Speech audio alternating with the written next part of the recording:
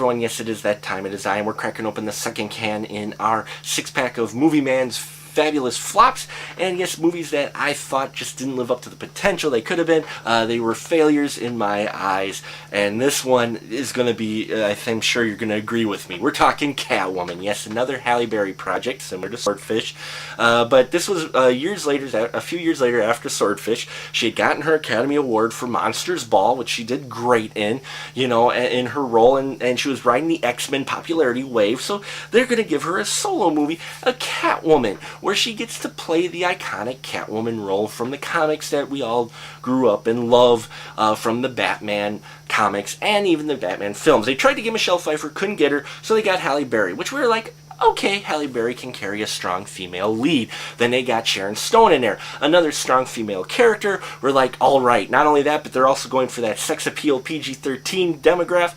And this is one where the men can take their teenage sons out because they both will find a character that they will find basically appealing on the screen. The fathers who grew up with the Sharon Stone during the Basic Instinct sliver, and all the younger kids who are enjoying Halle Berry in the X-Men films. So you've got that mixed together. You got two strong female leads in a potential for a very popular comic book character. How could this movie not go wrong? Well, it goes wrong in so many ways. It's hard to count them all off on two hands and feet. Okay, folks.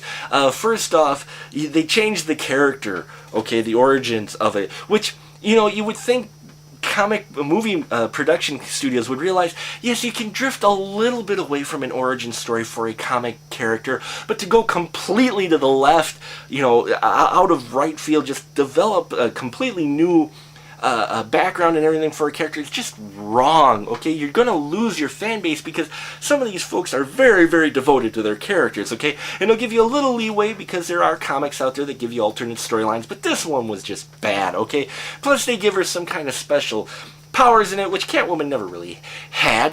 She had abilities, she had skills, but she never really had special powers in it. And then, that outfit that she wore, while it may have looked great on her, wasn't really practical for a thief. But then again, was she really a thief? Wasn't she?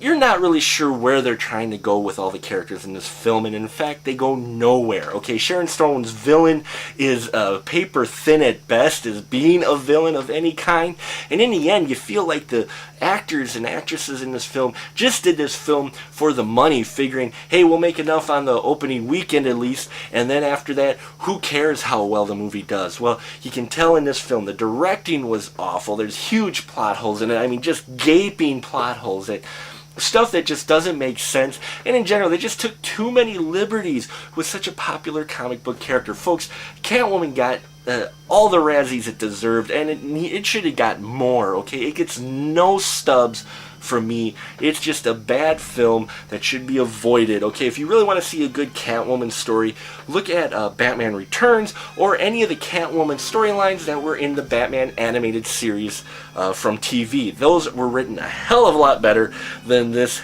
piece of crap. And that'll about do it for us here at The Final Cut. Till next time, keep that ticket stub.